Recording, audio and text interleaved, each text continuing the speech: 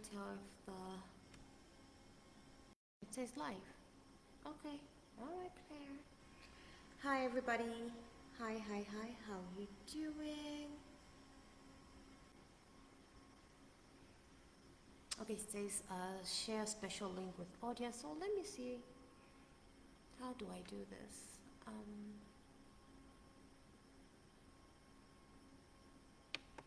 Oh, I think I have an idea on how to do this. Hold on. Okay, so as you know, I'm not always live. Working on coming on a little bit more.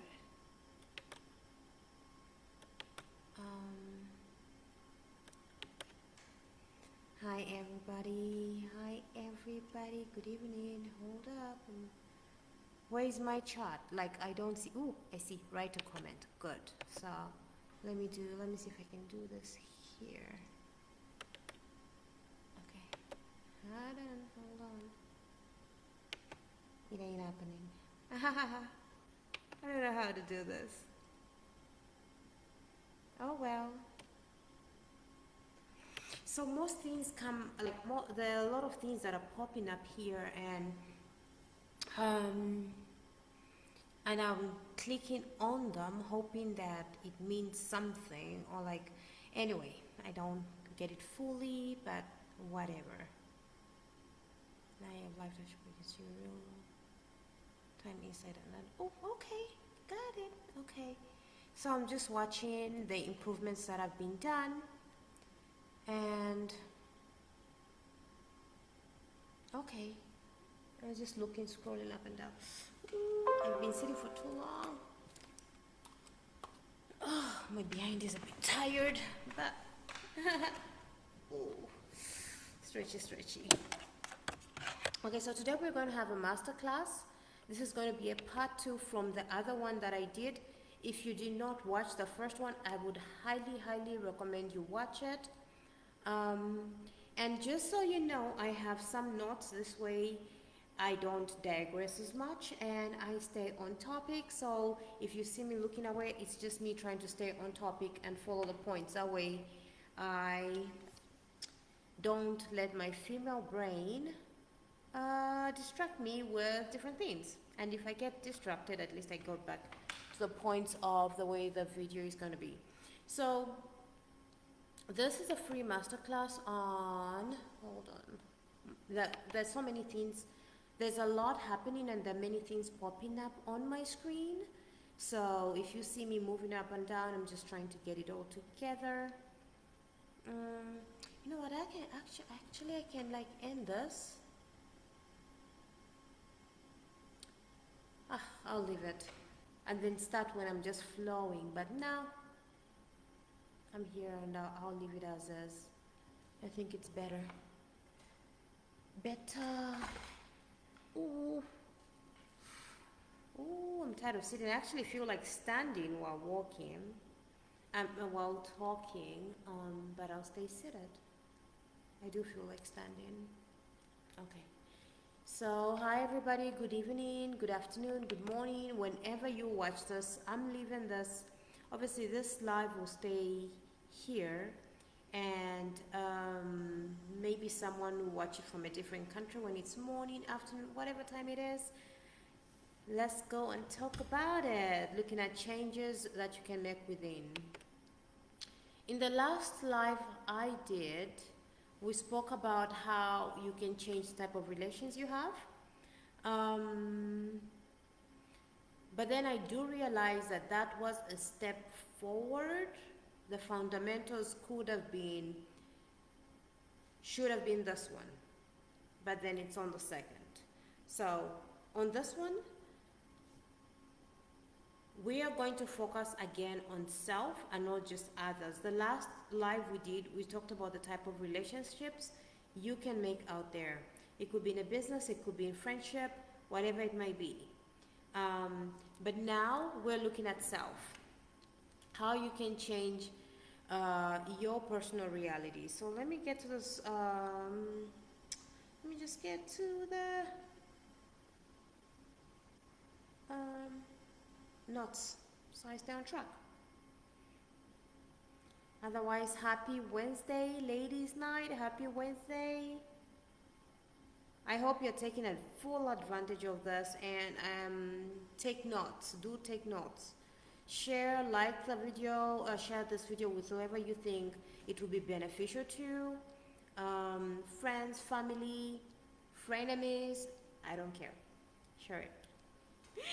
Okay, so let me just pull up my notes that I have. So I see last time I was live, I think I was on live for like almost 2 hours, if I'm not mistaken, or an hour and a half, but I think almost 2 hours. I hope this one will be about an hour. We'll see how it goes. I'll go with the feel. Yeah. Otherwise, how are you? How has been your day? Okay. Ooh, okay. So change your personal reality. Let's get it. There's so many things popping up here, and it's I'll say it's a little distracting. And then I don't know how to make my screen big enough so that I don't see so many things around. I think that will be amazing. But since I do not see it, I will go with the flow. So let's get it. Okay. Ooh, and I have some tea here and water.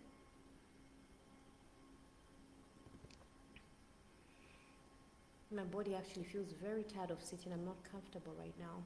I know what to do. I have an idea. Let me get. Okay, there we go. Whew. Actually, this feels better. Okay, there we go. Good. Okay.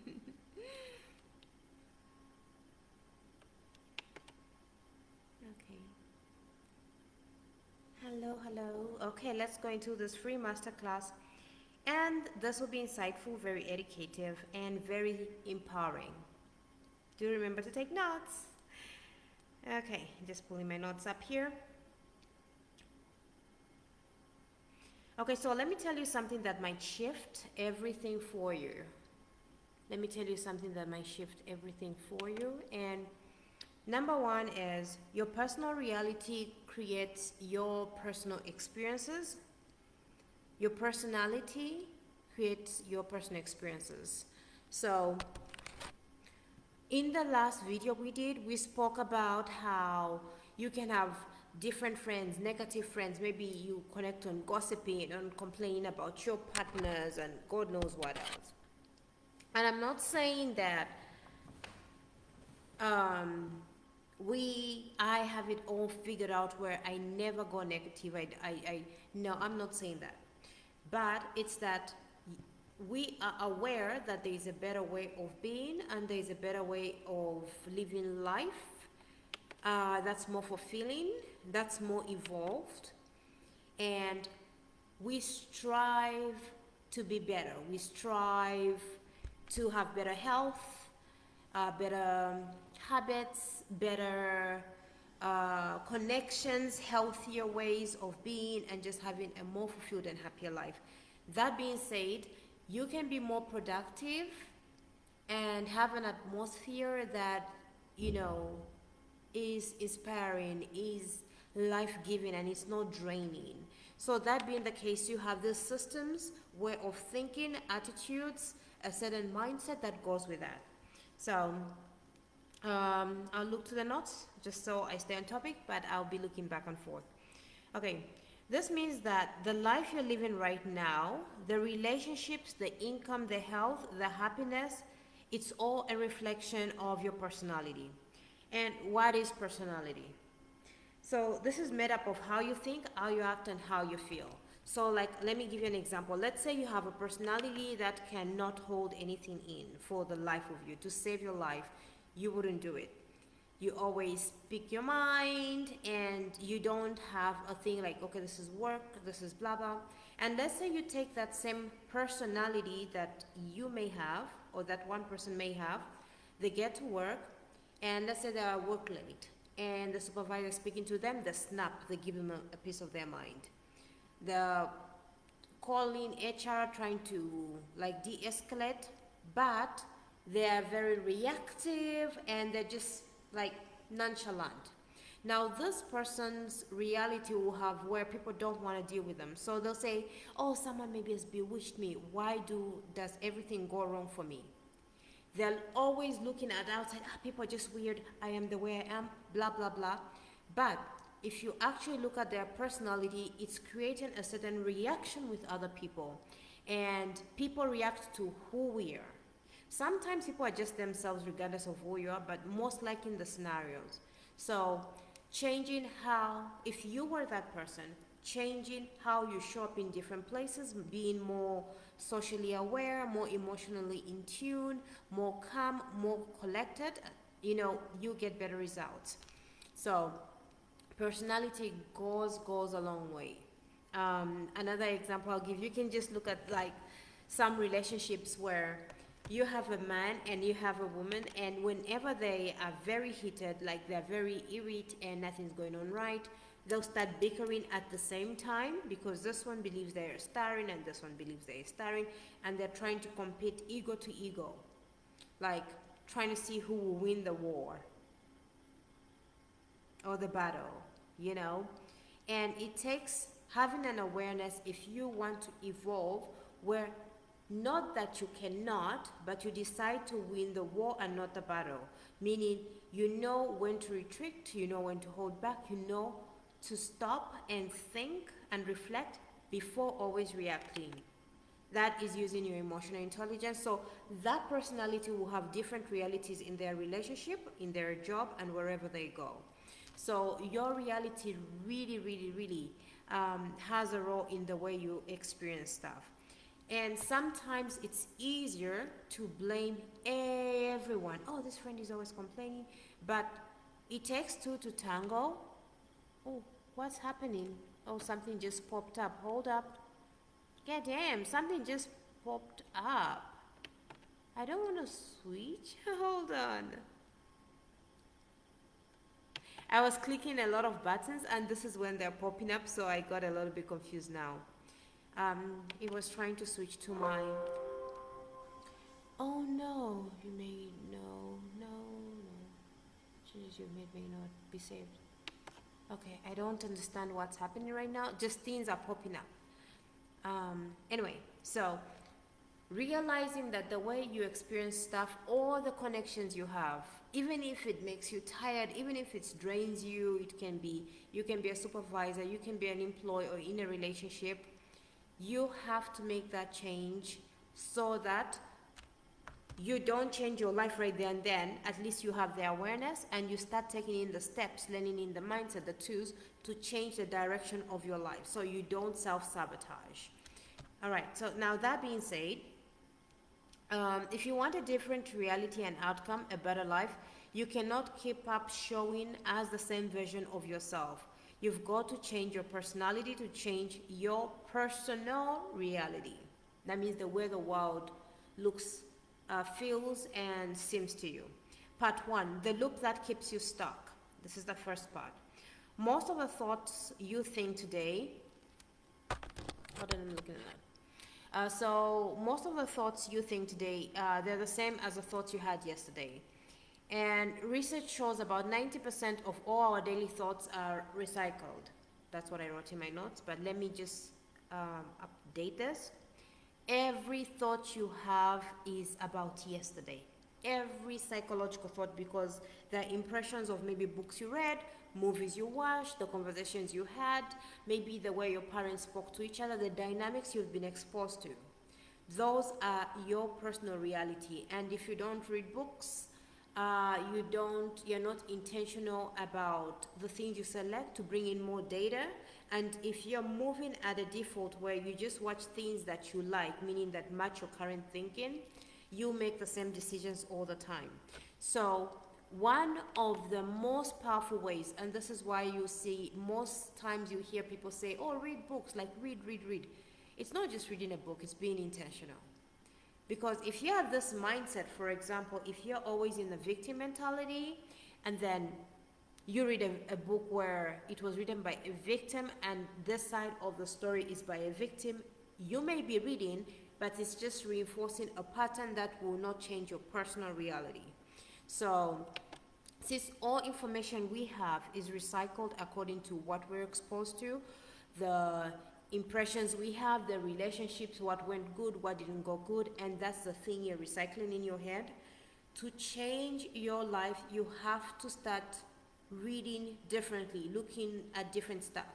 This is where it's very important, very, very vital that you look at mentors that you look up to. That way, when you're doing something, maybe they're leaving breadcrumbs on the new ways of thinking, new insights, new impressions. It's very, very important that you do that. Let me go back to the notes. So, if you think about it, the same thought that you have will bring the same choices. The thoughts, let's say you think about hungry lion, KFC. If that's the thought, you will have the same choices to go to KFC. You will not think about, I know the brain needs two different ideas to bounce off each other to compare, to see where this is coming from. So, living in the US, there's Chick-fil-A there. There's no Chick-fil-A in Zambia. I've never seen a Chick-fil-A in Zambia or in most of the African countries. It might be there, but I haven't seen. That being said, you cannot have a thought about Chick-fil-A if you've never seen it online or you've never experienced it. Everything you're thinking that you think it's a thought, like, oh, I feel like this, you have either seen it somewhere, it could have been marketed to you on the TV, social media, or you've experienced it. Same choices will lead to the same behaviors. So if you have the same choices, KFC, you will go to KFC. If you have hungry lion, you will go to hungry lion. If you have, now to relationships, I'm changing examples so that different people hear it in different contexts. I haven't niched it down.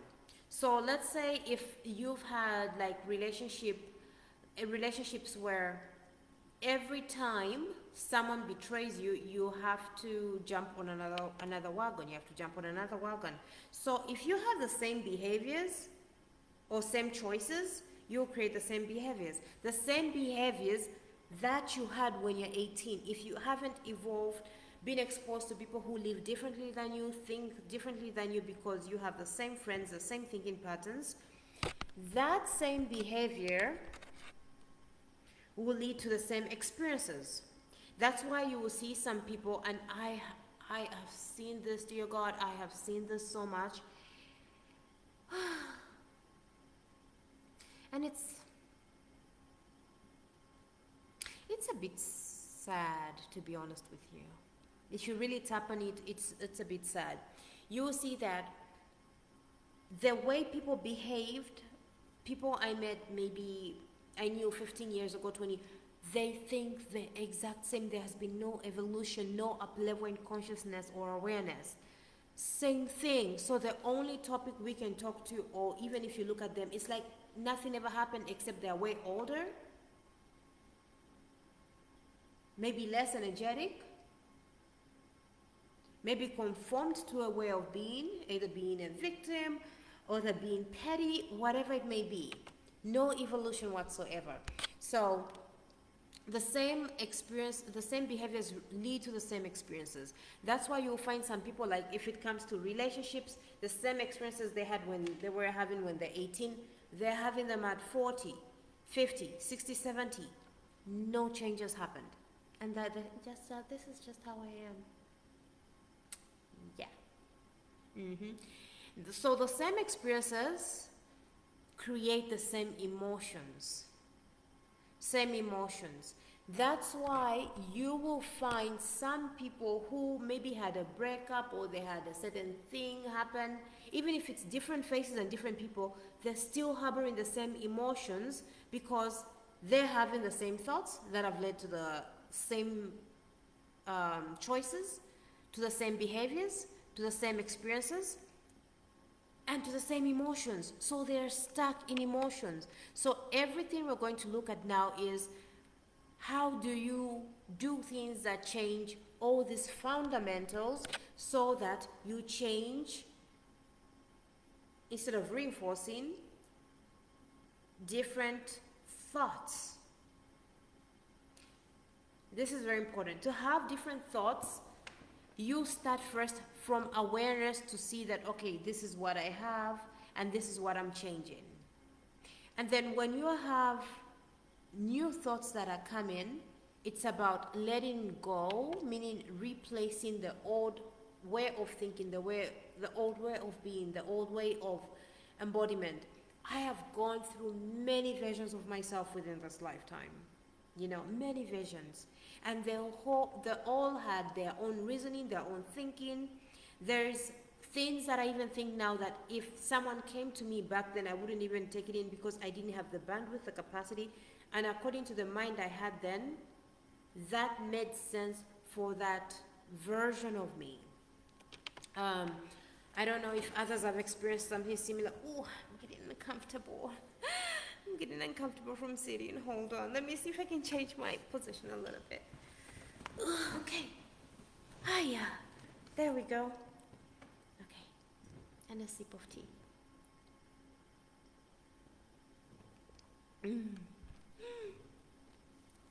Okay. So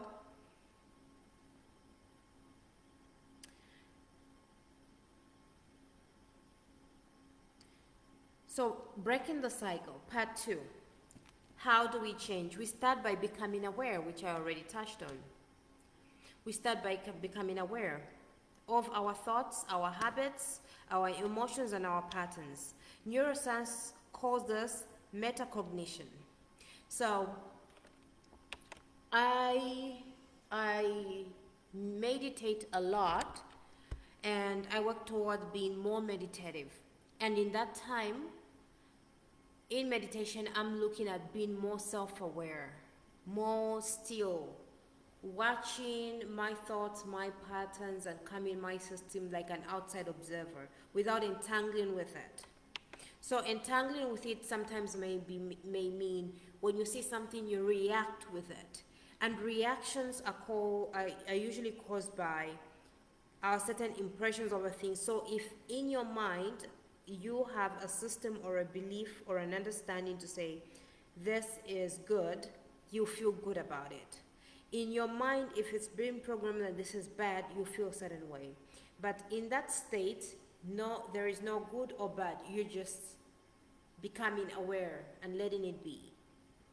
Now, I'm not saying everybody has to be meditative. I was just talking about one of the ways I do it. So this is the ability to think about what we are thinking about. The ability to think about what we are thinking about, like how does this look like? So there are times that I have been like in situations where I am experiencing someone, let's say I'm experiencing what someone is saying. There's this powerful memory, not powerful, there's this memory that I have, and when it happened, right then, when it was happening, I had an outer body experience, like watching myself go, oh my gosh, this is amazing.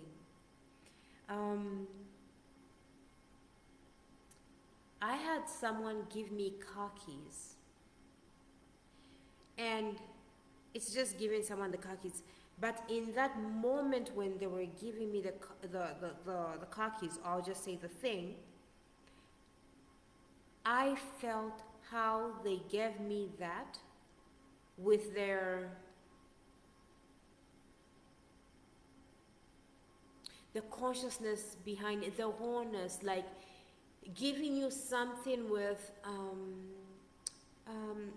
how do I explain this? Ooh, I have a lot of feelings building up right now because I'm remembering the experience. Giving you something wholeheartedly, like no negative fighting within them, feeling jealousy. Like, I think if I'm not mistaken, it's the first time I ever like, and this might be maybe 2 or 3 years, might be something that I first received. Like I was like, oh, and then it's not just how they were giving me the thing. It might not even be the first time, but that was the first time I was consciously, because I had done the inner work to receive openly and then have gratitude for every little thing. You know, I was open to receiving and I've done the inner work. So when I was receiving and they were given, it was, if you look back, it might look like a very insignificant moment, but that was almost, not almost, that was almost like, I'm saying almost again, like so fitting, if that makes sense. And I saw myself getting on like, oh my gosh, like, oh wow. Um,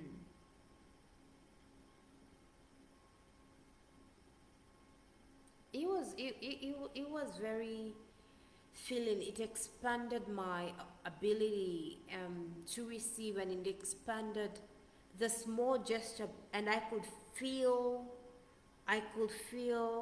how wholeheartedly the person was like giving me something.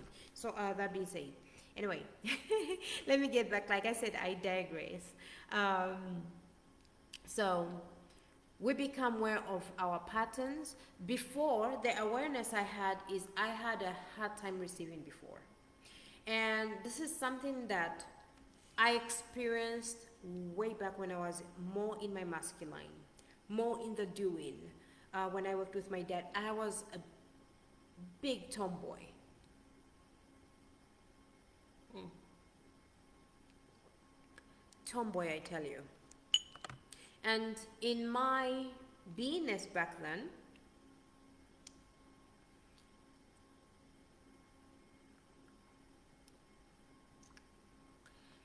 my ability to receive was blocked. And if someone gave me something I could easily do for myself, or even something, it was no big deal to me. Like it was like a no-brainer. I was like, okay, you know, it was like, I wasn't in my feminine back then. And I was raised to always give and be the one doing and everything. So when someone gave me, it's almost like when I gave, it wasn't a big deal. So when I received, it wasn't like a big deal. Um, but that affected how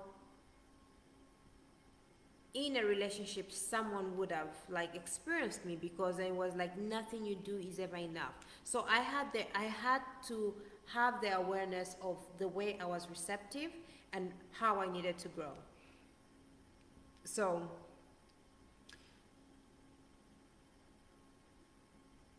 I think I digressed a lot. So here's what that looks like in practice. um, Hold on. I think I jumped from topic to topic, or I'm way ahead of myself instead of following this. That's why I kept looking so that I stay on point. Okay, hold on. So we start by becoming aware of our thoughts and habits and our emotions and patterns. Neuroscience calls this metacognition. So here's what it looks like in practice. What am I feeling? So when I was receiving, when I was receiving, before I did the inner work, and I was becoming more self-aware, when something happened, or when I went back to a memory of someone giving me something, I would ask myself, what am I feeling? Was it guilt? Was it frustration? Was it resentment? It wasn't any of those. When someone was giving me, it's just an example of giving, I would feel like I'm taking away from them, like I'm depleting them. So when receiving something, I felt like, no, better I just do it myself, because I'm depleting them. I didn't have a concept of abundance to others. I saw people as the incapable. You know, maybe they showed up that way in my world and in my field, but I had that iffy kind of feeling. So that being said, catch the thought, oh, I can't, it's too hard, it's not their fault. Or just catch the thought that you have with that. It's like, I shouldn't. I shouldn't take this, you know? So recognize the loop, whether you're complaining, blaming, or making excuses for the situation. And once you become conscious of the unconscious, you can choose differently. So this is something I got to choose differently, is that when someone gives me, I would be more open and I would just have gratitude, like, oh my God, thank you so much. I had to place worthiness of receiving, being able to receive it openly with both arms. And those are things I experience. I experience those when I receive. And um, I've been on the giving end where I never asked for anything, never asked for anything. And in this phase of life, I am more on the receiving, more in my feminine, and it is juicy. I loved giving, I enjoyed giving, and now I enjoy the receptive part. And I do see how some people have a problem receiving. That's a different topic for a different day. I see that as well. It was just an example I gave of receiving. So the same context of breaking the cycle. It could be maybe you're in a company, you've been working, you're asking for a promotion, or you're trying to improve to go through a higher position. And there are people who just don't feel worthy. They do not feel worthy. And if you give them an opportunity, they have all the answers on why it won't work, or it's not a good fit, or whatever. They'll come up with an excuse or reason validating their thought pattern. So recognize if you do that, and are you blaming, are you complaining, are you making excuses for why something, you shouldn't have something? Anyway, the part 3, the discomfort of change. Change is very uncomfortable, but if it's a change you're striving for, no matter how uncomfortable it is, you have to willingly put yourself through the things that will make you evolve. Like, you have to do that. So in connection with the video I did last time, just so there is some cohesiveness, I talked about the type of friends you have and the type of relations. So let's say if you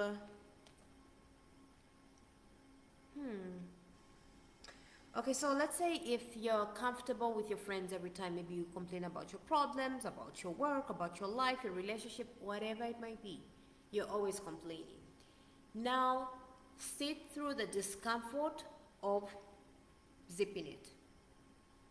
Sit through the discomfort of just saying no, like say no to those meetups or those connections, so that the connection in your brain that makes it okay, whether it's people bashing, talking down on people, talking down on self as well, because the way you talk about yourself is the way you're going to talk about others as well.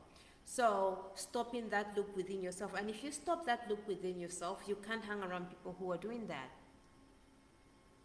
So you have to go through the discomfort of doing the thing that doesn't feel natural to you, because now you're not changing your life, you're changing the direction of your life. So if your direction and the way of thinking, the way of being is one way, it's going to go a different way. And that is very important for you, very vital to change the direction of your life. If you're always having drama, feeling like you don't have luck, everybody's against you, you need to change you so that your personal reality starts changing. And then if you're addicted to emotions like stress and sadness, you will find that you're drawn to people who are usually stressed, talking about stress or sadness. People who are talking about things that are healthy, happy, they will repel you, like you just won't stand it. You won't just stand it. So that being the case, it is your job to be aware of your natural reactions, train your brain. I'll do trainings for this and I'll put them online. I'll be making trainings for the videos I'm making, so that for the inner work that you have to do. Train your brain through repetition until it becomes your norm. The first time it won't feel normal, of you experiencing that and then having a counter reaction to that situation. So there's the normal way you react. Start looking for a counter way of reacting, replacing how you would normally act, which would give you a direction that you're trying to detour from, and having a life that you've invented consciously by choosing the direction you want to go, not a direction that's made by your habits. Okay, let me say it. Hold on. I want to stick to this because I keep on going off loop.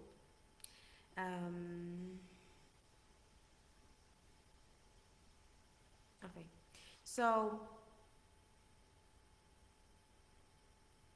the moment you try to act differently, your body, which is addicted to old emotions like sadness and stress, will resist. It's normal to feel resistance because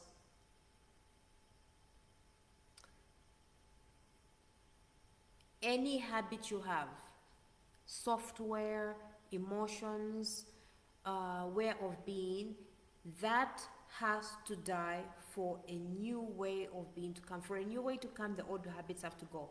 And everything that is a certain way wants to fight for its life to live. So you're going to have resistance within you, and you have to do the thing in spite the resistance. Know that the resistance is normal. So if you're like, no, that's not me, that is good. Yes, it's not me, but the new you, the evolved, higher conscious part of you is not your old self. So you have to do things that starves your old self and fit into your new identity. I hope this is making sense and it's not too like all over the place for you guys. So when your body resists, it will pull you back into the familiar, because the familiar feels safe even if it's painful. That's why you will see, like, if you see drug addicts or people who've been in abusive relationships, everybody outside might see that this is not it, like this is abusive, this is not right, whatever, or someone into drugs, or this is just an example, not attacking those who drink, but those who are like crazy alcoholics, and no matter how much it's killing them or really bad for their health, they'll keep on doing it because it feels familiar with their body, it feels safe. So you have to like have even outside support if you can. Find yourself in environments where your new habits are pushed, where your new habits are the thing you're striving for. That is very, very important. If you don't do that, usually it's very tricky to change out of a certain way of thinking and environment if you maintain the same friends. That's why I made the other video the other day.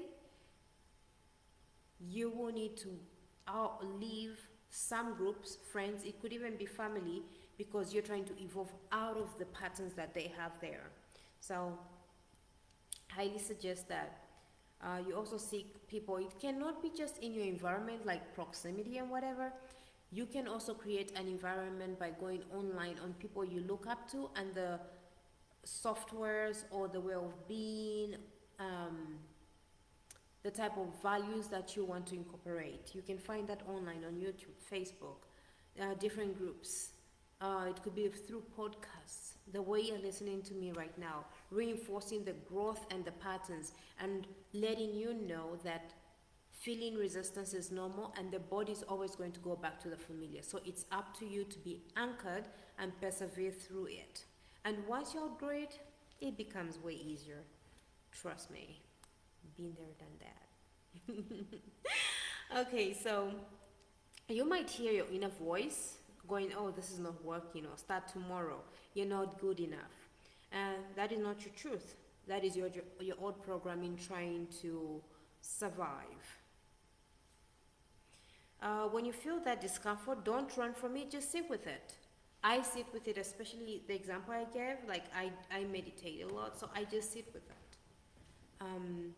And if you can't sit with them, with it, like if it's overpowering, listen to people who are speaking for the new program you want to have, the new way of thinking, the new way of moving and being. Put those in your ears so they reinforce that thought pattern, that software. So tomorrow you have the old pattern and the new pattern that's coming in, like playing it more and more and more. It's almost like if you're trying to stop drinking, you cannot surround yourself with alcoholics in a bar. You gotta move. It's just an example. Okay.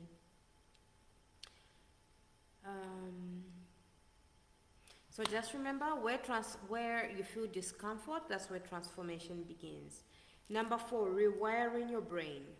And here is how you start rewiring your brain.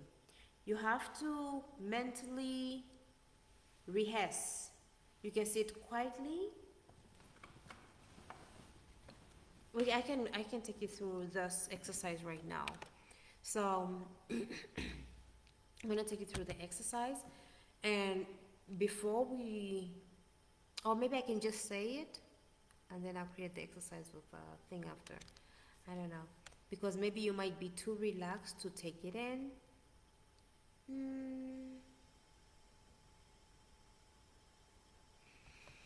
Okay, so you take a sit. You breathe in through your nose, deep breath. Breathe out through your mouth. Close your eyes for me. Breathe in through your nose, deep breath. And deep breath through your mouth. In and out.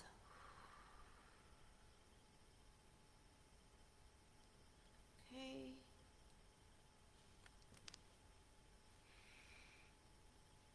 This helps your nervous system relax and sort of like gives you a system reboot.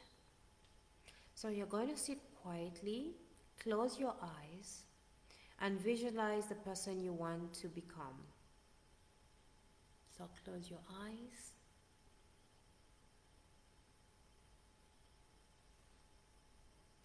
How does this person think? How does this person think?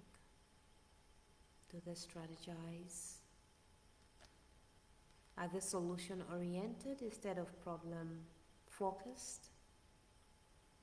Do they have a positive mindset towards life instead of always being negative?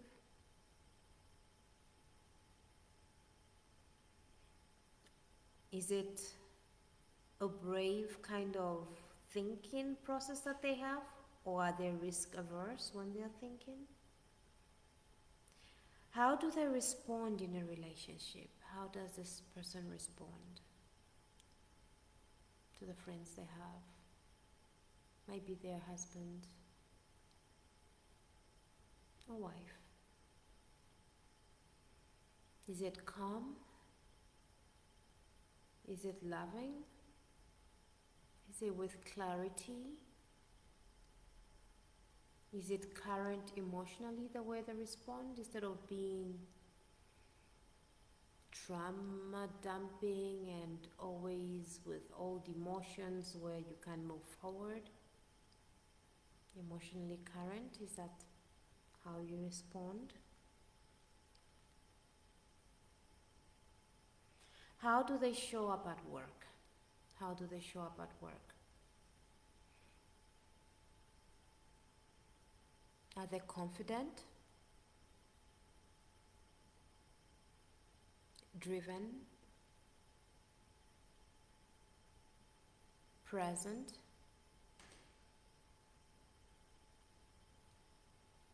Calm and collected? Self-aware? How do they show up at work? How do they walk in a room? Is it confident, shoulders back, chin up, looking people in the eye?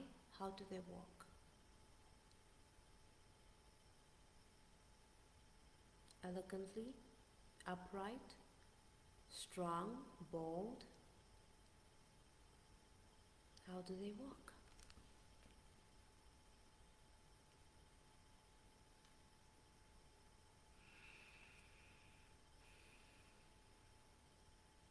So your brain doesn't know the difference between imagination and real experiences. And the more you mentally rehearse this, that is going to be the new way of being thinking. That's why if you look at like soldiers, it's almost automatic. Drawing a weapon, how they move, how they navigate. Salespeople who've been trained, keyword who've been trained, they've rehearsed it mentally so many times that when they see a client, that's not when they start trying to figure out what they're going to sell them. It's almost second nature.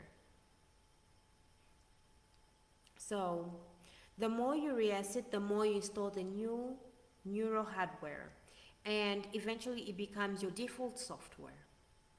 So emotional conditioning, don't wait for the success, relationship, or healing to feel good. Feel it now.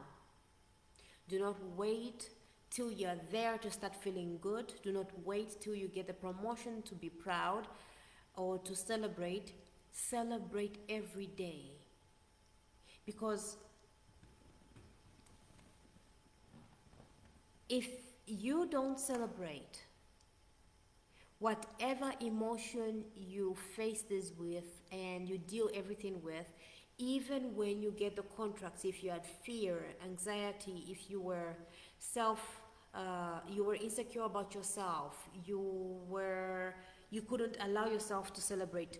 Most people, even after they do get the win, they cannot celebrate because they do not have the software for that. Or if they celebrate, they'll feel guilty. Or when celebrating, they'll have these mixed emotions of feeling guilty, not feeling worthy, because it is not a pattern that is not in their consciousness.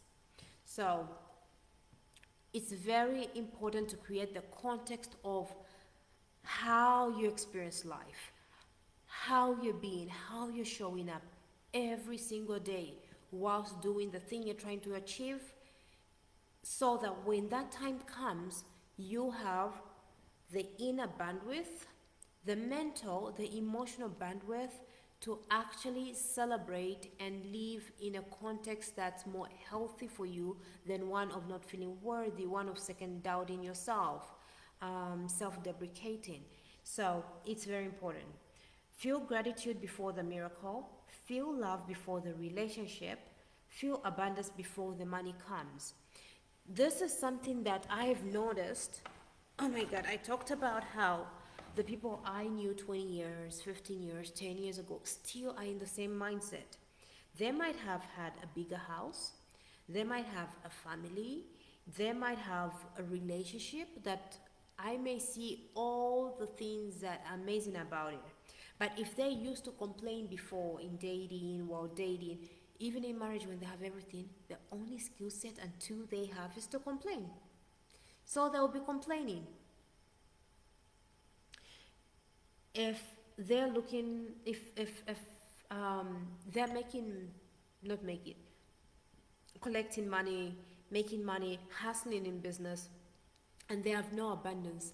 I have seen people who may have the money, they have no abundance with them. They're still in scarcity. Some people may have the money, but they might have a poverty consciousness because they did not upgrade the way they think, the way they perceive stuff.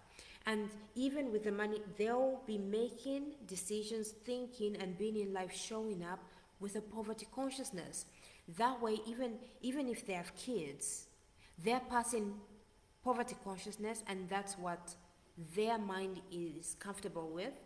But it's not the software to take the money from one generation to another, to take the wealth from generation to generation. So the software everybody has is of poverty, because the one person who actually achieved that may have the moves, but they don't have the mindset that goes with them. And there's always a clash within them, no alignment. So it's very important. For a relationship, feel love before the love. Learn how to self-love. Learn how to give love, how to receive love.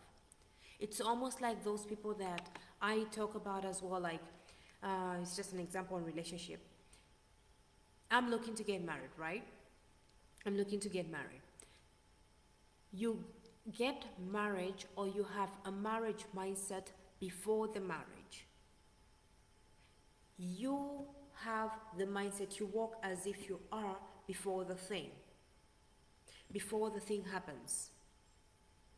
Before the children come, you have to start expanding the way of being, expanding what love you can hold, what empathy you can have towards the newborn that's going to come. Like, you do the work before the thing. It's like preparing for an exam, for the job interview, for the job you're going to get, the training that you get before the thing. It's the same thing with everything in life. But if you don't have that training, that conditioning, even when you have the thing, you're always going to be fearful. So if you didn't have love within yourself and you have a person, you'll be wanting love from them, but you don't have love within yourself. You can't even hold it. The only skill set you have is criticizing and complaining, and that's what you take to the table because that's what you have. So it's about conditioning yourself for the things you want. So if you want a good marriage, you can't surround yourself with everybody's complaining about their partners. Have those that are in healthy, happy, loving relationships. Look for those. It could be online, it could be in your community, church, whatever it may be. Like, look for people who are living that, so that starts becoming your norm. How do they think? How do they resolve? How do they speak to their partners? But if you're always in the club, if you're always about partying, if you're always about me, and this, and then the time you get in a marriage or relationship, you have no software on how to be with another person. Even if you do get that dream relationship, whatever you may be, you'll still be miserable because those are the tools you have. You have the money, the business, but you're still scared. You can't even sleep. You're scared to lose the money because apart from just getting the software of abundance, you have to know the systems, the mindset of how you do it. So when you do it, you know, even if you lost it all, you know how to chase after it again. You know the mindset it takes, how you move, the system and processes of how you do the thing. It was an accidental success. But if you're just working hard, and you're not like developing, looking at people out there, reading books, Think Rich, and I'm thinking about Napoleon Hill, but scratch that right now. I digress. You're not reading the actual content to facilitate whatever you're going to grow in. Man, self-sabotage, or you're going to be miserable in that position.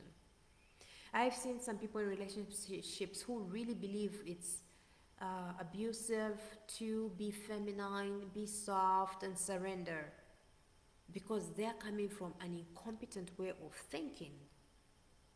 You see what I'm saying? So in their perspective, maybe the experiences they've had, everyone who should have shook it, that was in a one-down position and they were miserable. But I've come to find people who are very fulfilled. Actually, the most fulfilled ladies are in this,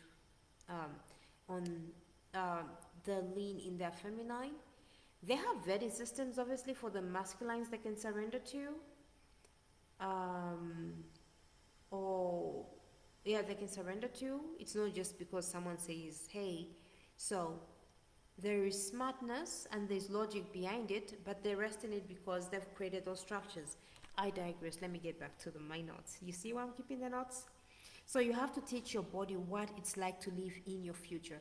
Even if you've made a vision board. I've seen many people with visions of, I want this and this. And before I go to the next point, I'm going to go to part 5 where we'll talk about the evidence of a new self. I lived in the US for, I think, 7 years. Came here, I'll be going back again. This is one thing I got to see. I went to Montclair State University. I did take psychology classes. I did take psychology, social classes. I did etiquette classes. I've done a lot of educational programs within college and outside college, different kind of certifications. Um, and this is what I'm going to tell you. Leadership training, I've gone through all those. And this is what I experienced when I came back to Zambia. I've noticed some people may have a couple of companies, CEO position, maybe the lady, married, kids, whatever, but they're miserable. Almost like poverty consciousness, like peasant consciousness, like slave mentality. They look more miserable, more drained than people who even have nothing. And then now I get to see the contrast of why people think wealth and abundance, not just wealth, money might be negative, because usually people who have those, most people look like death. They're miserable, they're stressed because they were busy hunting. And I have come to have so much respect for the masculine, the sacrifices they make and all that good stuff. And I've seen ladies living in their masculine, and I know and understand what they're sacrificing, especially the ladies. And they've lost their innocence, they've lost their glow and whatever. It's just like men in pants. I'm like, God damn.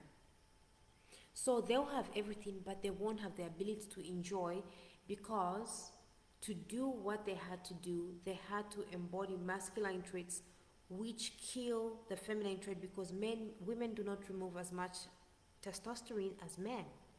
So even if they are winning in that field, they're actually paying a big price.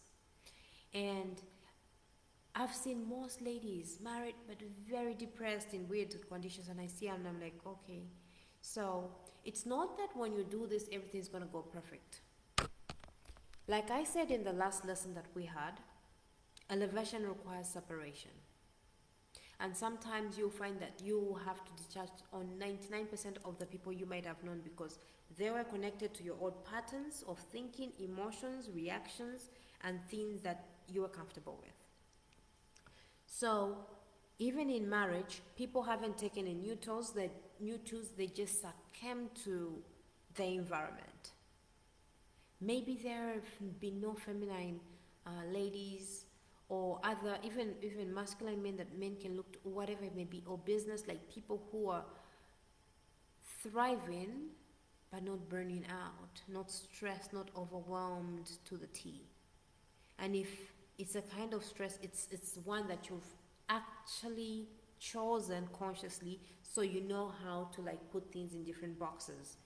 So anyway, let me not digress, because it's gonna be an hour. So part 5, the evidence of a new self. When you become a new version of you, thinking, feeling, and acting in alignment, life will reflect back to you. And you start seeing synchronicities, unexpected opportunities, people showing up with their exact thing, with the exact thing that you need. Not because you chased it, but because you became a match for it. So let's say you've done the work, right? Let's say you've done the work and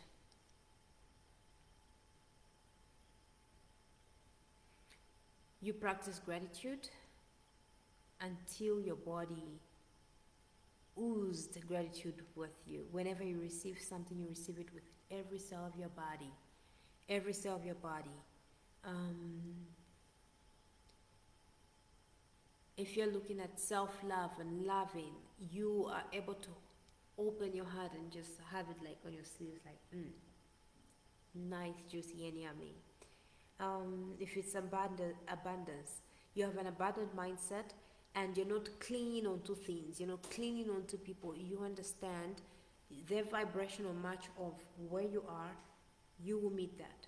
So if you have scarcity, you meet people in scarcity. If you have abundance and you've really reprogrammed yourself on there, people with abundance will feel more comfortable with you, and you feel comfortable with them.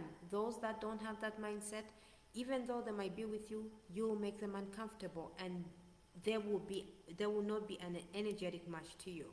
So it's like an example. If I have this mindset and I read books about people with this mindset, I'm reading about them and whatever, even if I go for their seminars, I've gone to seminars that have costed, jokes aside, and workshops and trainings. Um, I've spent more than, if I'm not mistaken, to be honest with you, um, I believe I spent more than $200,000. One of the most expensive ones I paid for was like $15,000 for a certain kind of training. So the things I'm sharing here might seem trivial, but there's a lot of science, technology, system, processes that it takes, that is taught out there. And this is not something you'll find in a school system. Maybe Harvard, maybe the Ivy Leagues, but not just the regular um, um, universities. So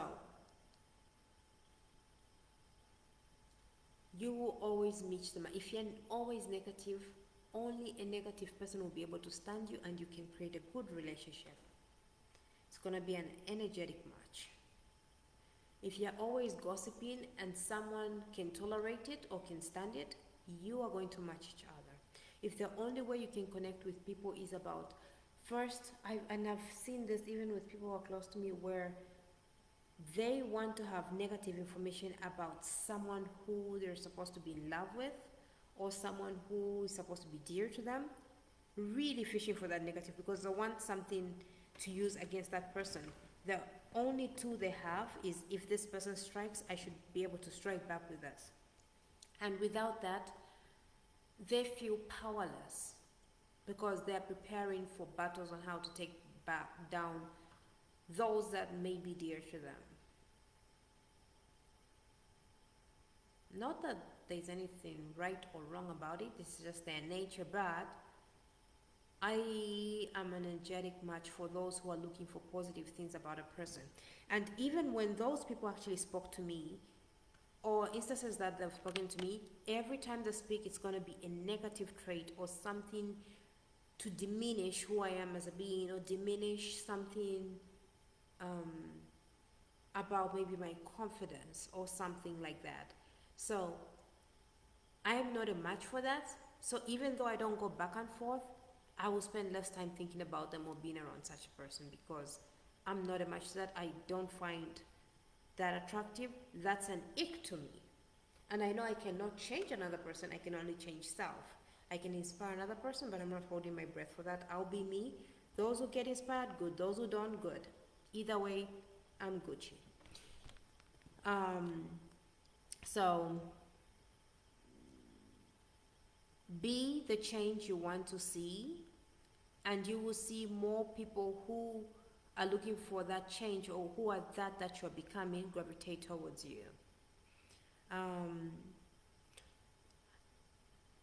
Ask yourself, who am I ready to stop being? Who am I ready to stop being? Who do I choose to become?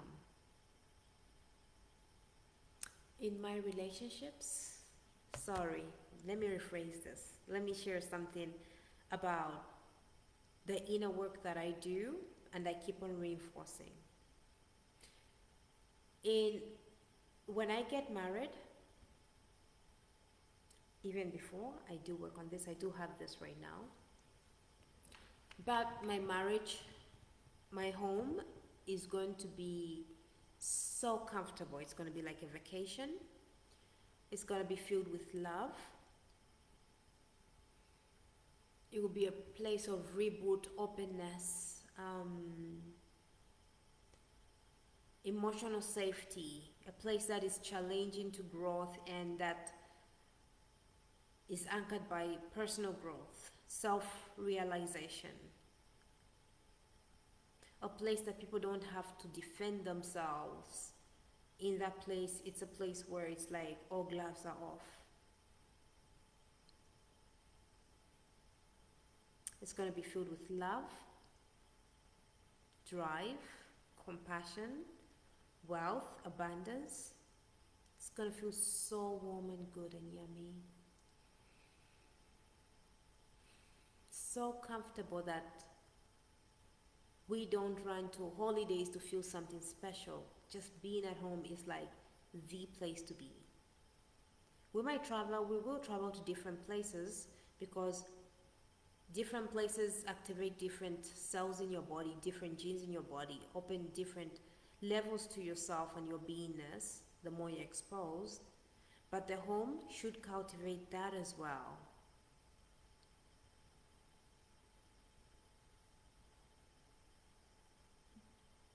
The place is going to have unity. And as a feminine essence in that house, the energy will be my role. The sugar, the love, the yumminess, the juiciness, the inner worlds. It will be a place where I will create that atmosphere. And the masculine man that we're so grateful for, that is going to build those walls and that house with his provision and protection, which will honor and appreciate the steadiness that the person will produce, the masculine, the consistency, the firmness of the ground, where we don't have to worry about anything for survival. It could be food, transportation, wars. Like, you don't worry about tomorrow because you know that person selfishly. Okay, now let me change gears a little bit. Selfishly, now we're going to an end. I want a man who's so selfish in his values, that he values family so much. He values being a husband, not marrying someone, being a husband. He enjoys family time. He also has his own personal time and stuff he likes, of course, to be a healthy person. But I won't have to enforce or manipulate him into doing stuff, because he will want that for himself. And because I want that for myself, we'll grow in different ways. Obviously, there'll be triggers, there'll be growth, and all that. It's part of evolution, and it's part about life in with others, but he's gonna have that selfishly. So when I'm vetting, it's not just someone saying, oh, I thought you. No. It's about, how will doing life with this person look like? How do they show up? Do they, someone who's looking to be in a certain space, and me as a feminine essence of that, the yummy, the sugar, the honey of that, because that's what I bring to the table, bring life and the yumminess.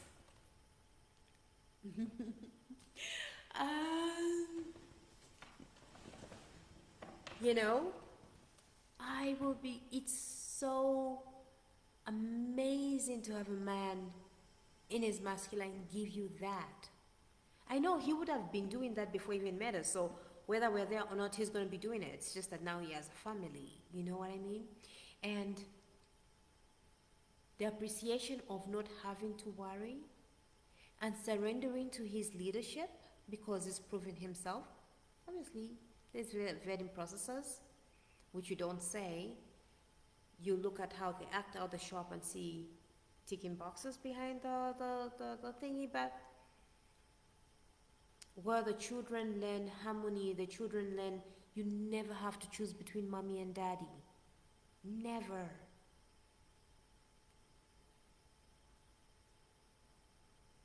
Where the best gift I can ever give to my children, my child, is seeing me be loved, me be cherished. So it sets up expectations for them. The environment that the child or family is in, how does it inspire them to do better, to be better, and to want and learn things from mommy and daddy that are unconscious, to say, as a girl, or as a boy, whatever, this is what it is to be a man, learn from their dad. This is what it is to be a woman, by watching me be a woman in front of a man. My husband, of course. It feels good just thinking about it. It feels so good. So good. I just shared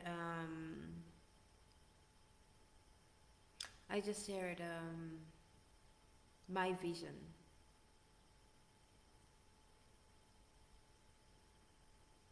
And if you really are listening, I have a picture of a house, I have a picture of maybe cars or whatever, but I am attaching feelings of how that's going to be, because if you're in scarcity, if you're in fear, even when that thing, you're always going to have fear. But I'm in abundance, I'm in love, I'm in openness, I'm in yummy, yummy, yummy, yummy, juicy. You see? So there are levels to manifesting, there are levels to vision boards, there are levels to growth. And for a man, when he's done fighting his battles there, home is a place of expansion, because when I do inner work, I'm working on me, not trying to control him, because whether I'm there or not, he is going to grow. I might inspire him, but I'm not gearing myself to inspire another person. I am just being myself. And as parents, let me see, I wrote something here.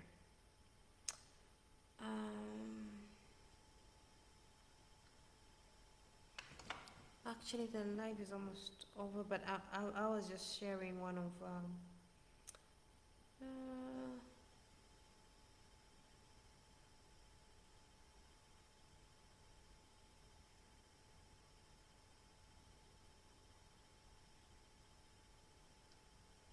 okay, I might have deleted. So there are some notes I was writing about. There are things that in my software, in my consciousness, I have them in my mind, but then when I'm talking about them, I don't like hold on onto it, like strangling the vision or the dream. So when I'm going to talk about them, I have to look at the points in a way that intellectually it will make sense to the person listening, and it's just not me knowing and understanding, but being able to explain it. So that's what I was trying to look for, but I think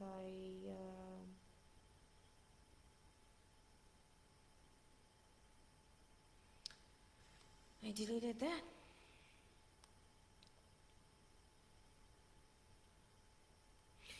Okay, so it looks like I won't have it, but anyway, I'll talk a little bit about environments that we create for our children in our homes. I have this understanding that the house or the environment the children are in, environment could be friends that they have, the families, whatever. I don't believe in children just being in spaces because of blood relations or relations, but the software that they are learning. What are the kids learning by being in a certain environment or being around other kids or family? Is it expanding them in being more abundant, being more fearless, having principles that will help them thrive in life?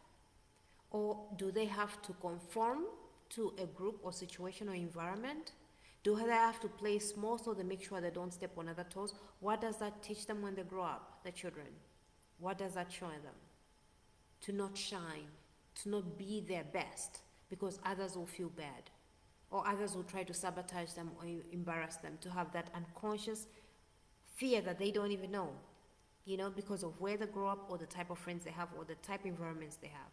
So I am very selective with us, and as the mother figure or a lady, it's something that I look at to say, okay, in my home, the place should cultivate growth. Fear less. Meaning if someone has fear, doesn't matter if they're a sibling, if they're an uncle, auntie, whatever you want to name them, grandparent, whatever, if they're fear driven, that child should not spend a lot of time around them, because unconsciously they're going to pass on that. Everything a child does, oh, be careful. Everything a child tries to do, oh, no, watch yourself. It's like, let the goddamn child for their learning. But grown-ups can't help it. The fearful pass on fear. The risk-averse pass on people who, stop children from trying different things. Oh, this is dangerous, this is dangerous, this is dangerous. They're always pointing at the danger or something. If you have parents or grown-ups who are fearless, Children will learn that. They'll learn that. That's what they're going to pass on. So everybody passes on whatever they embody. Be it stress, you pass on stress. Limitations, you pass on limitations. Abundance, you pass on abundance. They get the air about what you are. A person who's frustrated, judgmental, they get that. So we have to work on self and creating an environment for that. If it's a workplace, you can cultivate something according to the result you have. If you want people who are not scared to push in the limit and do it, you have to create such an environment. Anyway, it's been amazing, and I hope you enjoyed this masterclass. If there is anything that resonates with you, please do share, like, comment, and subscribe to the YouTube channel. This is Pauline Coney, and thank you so much for watching. Have a great day. I'm going to pause a little bit so that I can have a thumbnail. So let's get this going. Ooh. Okay, hold on.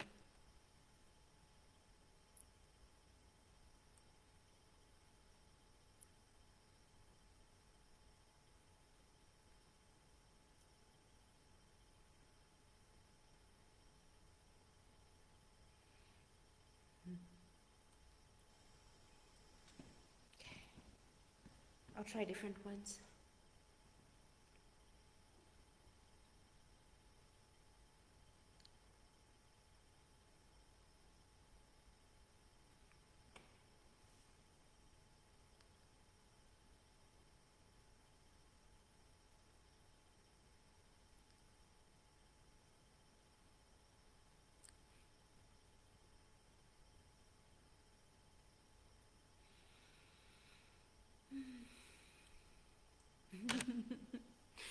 Okay. If none of this is good, then I'll just use another picture or something. But thank you so much for watching. Do share, like, and let me know if you're getting any insights when you are listening. And don't forget to subscribe. Have a good night or good day.